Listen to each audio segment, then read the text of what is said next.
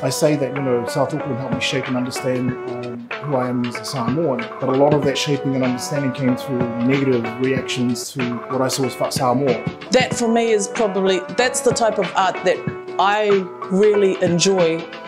My past was grounded, my present was in flux, and my future required faith. Being on this whenua, this land, and knowing the relationship between tangata whenua and us.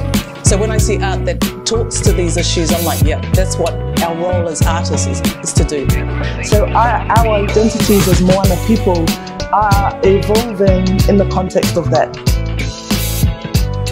Growing up in Aotearoa, I made a conscious decision that I wanted to be an artist.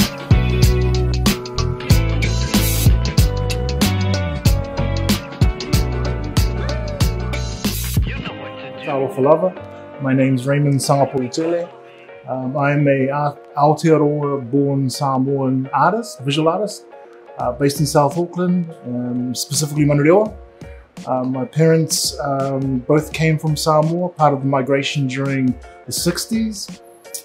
Mum being from Sava'i, her village is Whatuvalu in Safune, and Dad being from Upolu, his village is Saluafata, just outside of Apia. I've been a practicing artist for probably all of my life, but taking the sort of more serious, formal approach over the last 2 decades. Primarily my focus has been in photography, but I really started off as an illustrator and basically just graphic design was sort of where I wanted to head. But I've sort of pivoted into fine arts, photography, and through that process, it's given me a chance to sort of reconnect back to my heritage as a Samoan, and more importantly, how that relates to living on this whenua and how that speaks into the work I create.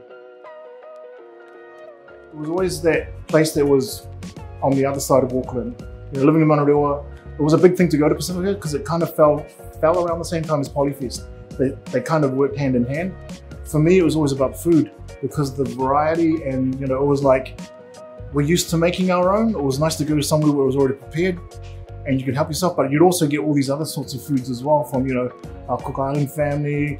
I remember the one I always remember is the ice cream and the pineapple. My mum originally settled in Ponsonby, but with my relationship with my birth father, things changed. I spent some time down in Southland, in Invercargill. We came up through the Waikato, where 2 of my brothers were born, and then the rest of my life, the past 40 odd years, have been in South Auckland, Aotearoa and Manurewa. I love South Auckland. There's no other place like it. It's shaped me. It's given me a better understanding of who I am as a Pasifika, as someone of the Moana. My journey as an artist and connecting to my culture didn't really come into play until the last, I'd say, 10 to 15 years. It was one of those things where growing up, I say that, South Auckland helped me shape and understand who I am as a Samoan, but a lot of that shaping and understanding came through negative reactions to what I saw as Samoa. So I pretty much distanced myself. Could even say I turned my back on it because I felt there was nothing to gain from it except pain, because that's all I saw from my parents was struggle. But as I got older, as you do, and you kind of have a bigger understanding of what happens not only in your life but in those around you, I realized that a lot of what I took on as pain were things that made me uncomfortable, but were responsibilities that my parents gladly carried. When you grew up in the Western world, things are shaped and, I guess, formed differently from what my parents understand.